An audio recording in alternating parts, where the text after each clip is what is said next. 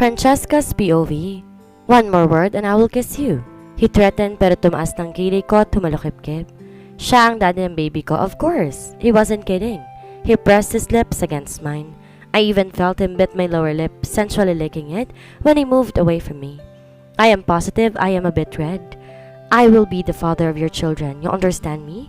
He asked me seriously, staring intently at my eyes, and I gulped miserably before answering. Lo, asa ka? I said and gave him a foolish grin. Francesca, he hissed, and I ended up laughing when he sighed. Walang pakialam na tumungo ko para yakapin ang tagiliran ko. Oh, ano yan? Lambing-lambing na. Pagkatapos mong magnakaw ng halik? Damn, Jonathan, di kayo bagay. He hissed, burying his face on my neck. Anong hindi bagay? Tawa ko. Parang bagay, tao kami. Jonathan and Francesca is Jonah. What is that? A singer's name? Corny, he whispered at napahagalpak na ako ng tawa. Seryoso ka ba? Wika ko at pinalo si Jericho pero nagsumiksik lang ang loko sa leg ko. Meanwhile, Francesco and Jericho is Frangie, he whispered. Frangie means love. Now that's destiny. It's meant to be. Mas lumakas ang tawa ko. Pinalo-palo ko pang hita na Jericho at narinig ko rin ang tawa niya pero hinawi niya lang ang buhok ko at tumalik-halik sa leg ko. Hoy, saad ko. Stop it, may mga bata oh. I hissed and I smacked him. Tss, he hissed. Damot, hahalik lang eh. Halos sumisipa siya sa lapag nang alisin ang yakap niya sa bewang ko at ang ulo sa leg ko. He was frowning. Humalokip-kip siya at iritadong sumandal sa upuan. Frangie means love ha? Francesca ang pangalan pero madamot? He muttered out of nowhere kaya nakakagat ko ang aking labi para pigilan ang ngisi. Attitude ng Jericho ko na yan ha. Tawag ko pero mas lumalim ang gatla sa kanyang nooroon. Jericho? I called in a sing-song. May nagsasalita ba? I can't hear anything, he said, still staring at the kids kaya't mas kinilig ako. Jericho? I called. Hoy babe! He froze. I knew it affected him right away at nakita ko ang pasimple niyang sulyap sa akin.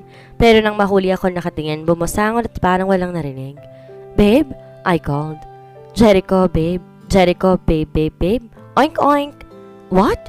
He asked me boredly. Sumusulyap na. Nagtatago pa ng emosyon pero halatado kaya ngumisi ako.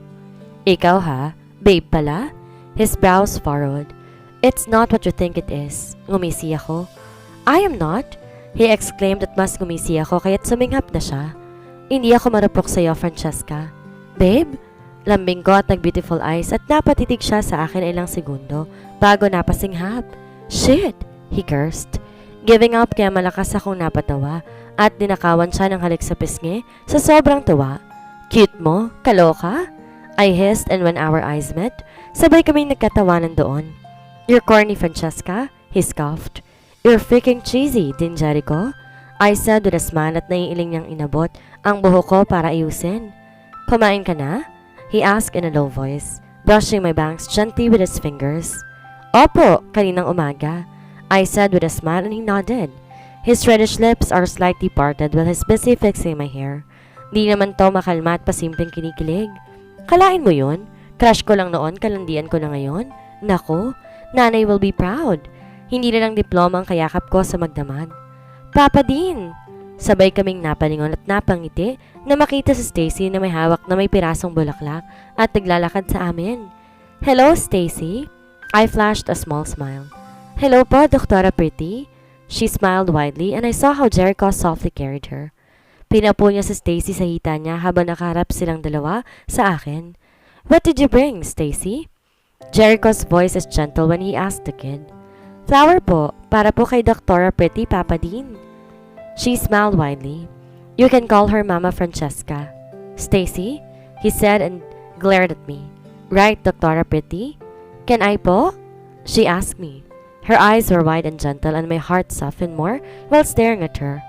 I know Stacy has no parents anymore and she is being treated here in the hospital dahil kasama siya sa foundation kaya habang sinasabi niya yun nangingiti ako. Of course, Stacy Pretty. I touched her cheek. You can call me Mama Francesca and he is your Papa Dean. Baling ko kay Jericho at may tagong ngiti sa labi. Yay! I have a family na! Papa Dean and Mama Francesca. She cheered happily and gave the flowers to Jericho. Papa, Give me po yung flower kay Mama Francesca. I saw Jericho smirked. Kinuha ni Jericho ang bulaklak na nilalahad ni Stacy at ipinakita sa akin. For Mama Francesca? He asked me in a low baritone kaya't mas nangiti ako. Lalo nang marahang iniangat ni Jericho ang tangkay nito. Inayos ang buhok ko bago ipitin yon sa maitaas ng tenga ko.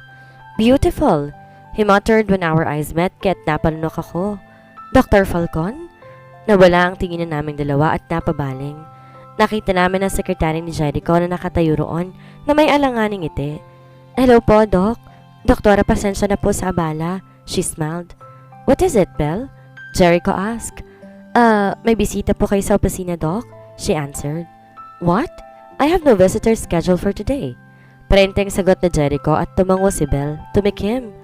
Opo, Doc, pero si Ma'am Vanessa po kasi nandun. Surprise visit daw po. She answered and I saw how Jericho stopped and sighed. Tell her to go home. Ani at sumulap sa akin. Busy kami ni Francesca. Hoy, ikaw talaga? I shook my head at him. May bisita ka oh. Puntahan mo na, baka importante. Tss, that's nonsense, Francesca. Nothing is more important than you. Isa, I warned. Come on, ayos lang ako. Kami ng mga bata. Puntahan mong bisita mo at mag-hello ka. Sabihin nila attitude ka kasi hindi mo sinisipot. He stared at me. Nginitian ko siya at tumango. Come on, sige na. I encouraged. Ayos lang. He looked hesitant at first but then he glared at his secretary and nodded kaya umalis na to. Kiss muna. He even requested kaya't nanlaki ang mata ko. Hoy, may bata! I hissed and he just smirked, whispering something to Stacy at maya-maya pa, nagtakip ng mata ang bata. There, where's my kiss now? He asked me playfully, kaya pinanlakan ko sa Jericho ng mata. Hindi ako pupunta ron, Belle. Oo na, oo na! I exclaimed and sighed. Look around, I saw him pointing his cheeks on me. When I saw no one is looking, I moved my head to kiss his cheek, pero mabilis siyang pumaling kaya't ang labi niyang nahalikan ko. Falcon! Iritang sabi ko pero natatawa si Jericho na kumindat. Humalik pa sa ulo ni Stacy bago iabot sa akin ng bata. You two, stay here first. He stared and glared at me. Mamaya ka sa akin, Francesca? Natatawang pinagmasdan ko, si Jericho na papaalis. Seryoso na naman kaya't napailing ako. He's quiet but he's talkative and acted like a kid when he's with me. I am overwhelmed. Nung lunch, kailangan ng pakainin ng mga bata, kaya pinapunta ko sila sa kwarto nila para kumain. Dr. John asked me about our lunch pero naisip ko ang tantrum sa Jericho kaya't nagsorry ako at sinabing may sasamahan muna akong kumain at next time na lang. Mabait naman si Doc kaya hindi ako nahirapan. May baon akong pagkain na niluto kaninang umaga. Kanina pa ako nagpaplanong sabay kami ni Jericho sa lunch kaya't 2 serving lang ginawa ko. Pagkarating ko sa klinik ni Jericho, wala si Belle sa labas. Naisip ko lunch nga pala kaya't kumain marahil, kaya't naglakad ako patungo sa pintuan. I was about to knock when I realized na medyo nakaawang ang pinto, kaya marahang tinulak ko lang yon para makapasok. Bit-bit ko ang paper bag ng pagkain namin ni Jericho. Baon pa ang ngiti habang papasok at natulala sa nakita. Jericho was standing, nakapamulsa at seryosong nakatingin sa babae. I saw how the woman hugged Jericho's nape, tiptoeing and pressed her lips against his. Sa gulat na bitawan ko ang paper bag sa lapag kaya't nag-ingay.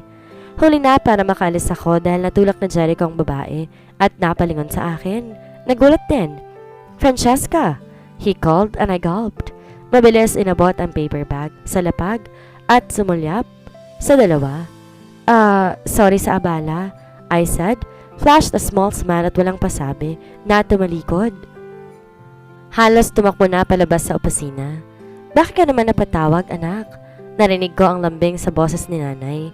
Wala lang po, namiss ko lang kayo ni tatay, sagot ko. Umughugot ng hininga. Napabuntong hininga siya. May problema ka, no? Ano po? Wala na ikaw talaga. Mahina pa akong tumawa, pero tila ayaw maniwala ni nanay. Natahimik siyang saglit bago muling nagsalita. Inaalagaan mo ba ang sarili mo dyan? Tanong niya. Alam ko nagtatrabaho ka dyan para makatulong sa amin ng tatay mo, pero wag bababayaan ang sarili mo, Francesca. Hindi ko naman po pinapabayaan, Nay. Asus! Ikaw na bata ka eh. Bakit malungkot yung boses mo? Tanong niya at mukhang nahuli na ako, kaya humugot ako ng hininga at sumandal sa may pader. Ipinipikit ang mata. Namimiss ko na nga kasi kayo, Nay. Kamusta ng San Isidro nung mawala ang kagandahan ko? Tanong ko pa. Pinapagaan ang atmosphere.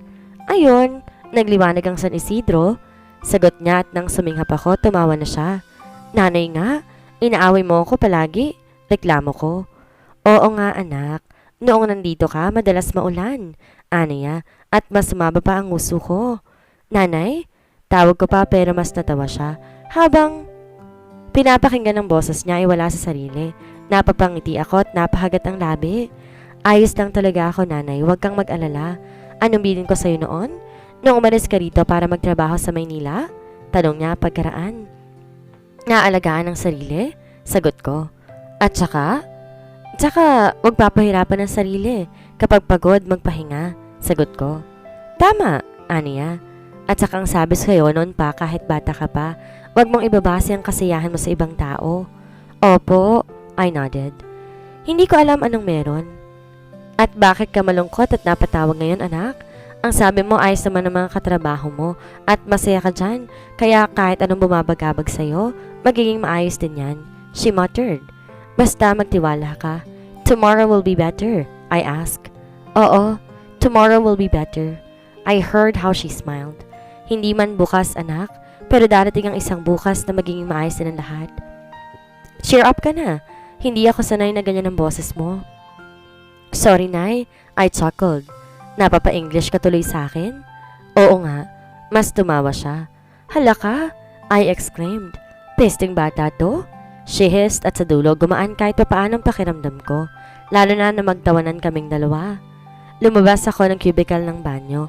Nang bigla ay mahimasmasa na.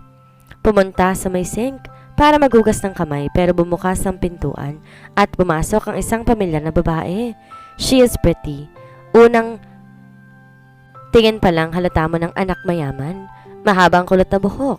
Halatadong makeup pero hindi may pagkakaila. Maganda kahit wala ito at sophisticada. Oh, are you the lady? Umpisa niya nang makatabi sa pwesto ko. Sumalap sa akin sa salamin. Ah, oo, miss. I answered. Tahimik na kumukuha ng hand soap. Doktor ako rito. Sagot ko. Tahimik na binuksan ng faucet. Pasensya na sa abala. Naistorbo ko yata kay ni Doc. Ah, it's okay. She giggled. We just miss each other so much. We haven't seen each other for months. Kaya ayon, parang pinipirasong puso ko. Naramdaman ko ang bigat nun kaya't lumunok ako at mas binilisan pa ang paghuhugas. Nakakahiyangat nakita mo eh. She chuckled. I can feel her staring at me. Ayaan mo next time. Maglalak na kami ng pinto. Shit! I bit my lower lip. Pinatuyo kong kamay ko at sumulyap sa kanya. She's a bit taller than me. Lalo na't nakihil siya pero sinalubong ko ang mga mata niya. Yes, miss. It's better if you lock the door. Para walang istorbo. Sabi ko at maliit nang ngumiti. Excuse me? Sinundan niya ako ng tingin. Habang papalabas ako, tahimik akong umalis doon. Taas noon nung una, pero kagad na ko yung mga kamay pagkalabas ko sa klinik para sana kumain na lamang mag-isa. Pero kagad kong nakasalubong si Doc Jonathan. Oh, doktora! He greeted and smiled. Doc! Tawag ko at tumango sa kanya. Aniya, kaya nagtaka ko. Bakit, Doc? May emergency ba? Or may ipapagawa ka? Tanong ko pero umiling siya sa akin at gumiti. Hindi. Nakasalubong ko si Dr. Falcon. May emergency siya sa isang pasyente at sabi mo sabay kayong kakain. Ayun, naisip ko na baka hindi ka na makasabay sa kanya kaya... Ah, sure! Tinaas ko ang paper bag at gumiti sa kanya. Sayang naman daw kung di mauubos. Tayo na lang kumain? That's good, he said in glee. Tsaka kapag break or hindi office hours, John na lang itawag mo sa akin. Or kaya Jonathan. Bakit naman, Doc? Ngiti pero umiling siya. Mukhang nahihiya. Napapahawak pa sa batok. Wala lang, nakakahiya. I saw him reach for his name. What I mean is, we will be close soon. Lalo na kapag pediatrician ka na. Napangiti ako roon at tumango. Okay, Doc. I will call you by your name. Kapag hindi office hours, Francesca na lang din ang itawag mo sa akin. Sabay kami ni Doc na naglakad. Nakasalubong ko pa si Feby at si Dr. Caster na magkahawak ang kamay kaya natigilan ako. They both froze too. Nang makita ko, dali-dali silang nagbitaw kaya napakurap-kurap ako. Kaagad nahanap ng mata ko si Feby na namimilog ang mata. Jericho said we will join you for lunch. Doc Caster said ket sumulyap ako sa kanya. Ah, oo, Febby muttered. May emergency patient kasi siya, kaya kami na lang muna. Ayos lang, saad ko kaya natigilan sila. Kasama ko muna kakain si Doc John. Doc, nurse, it's okay, he said. Ako na sasama kumain kay Francesca. Nakita ko sumeryosong dalawa roon. Pero sabi kasi ni Doc, okay lang. I have no plans of dining with Mr. Falcon today. I answered at nakita kong tagalgal sila. What I mean is, busy kasi siya.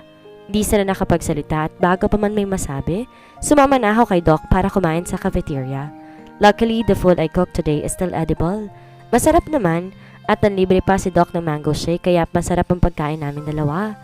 He is so fun to be with. Medyo maingat pala kwento kaya nakakatawa. I never got bored while talking to him na kahit nakabalik na kami sa clinic after lunch, patuloy pa rin. He taught me things about Pedro Ward and what I should do in situations if given. Muling binisita namin ng mga bata doon na tuwang-tuwa, makipaglaro habang chinecheck sila.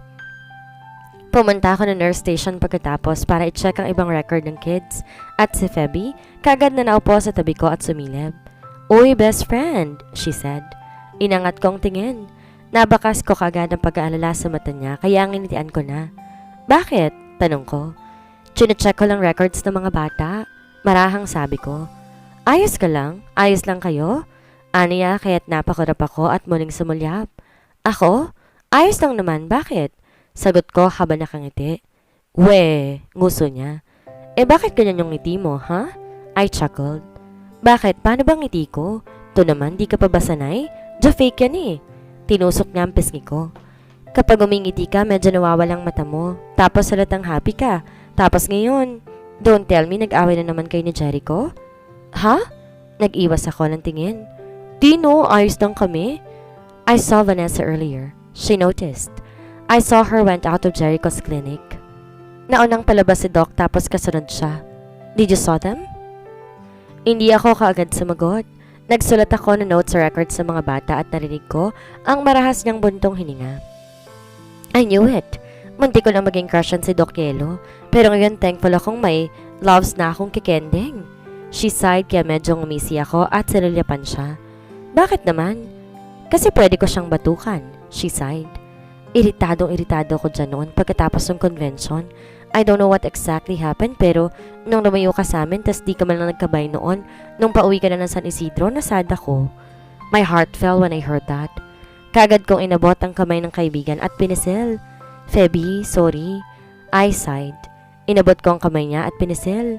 Ang sama na ugali ko na hindi ako nakapagbabay sa'yo noon. Ano kasi, may hindi lang kami pagkakaintindihan ni Jericho. I tried reaching you. Alam mo ba? Mahinang sabi niya kaya't napakurap-kurap ako. Ha?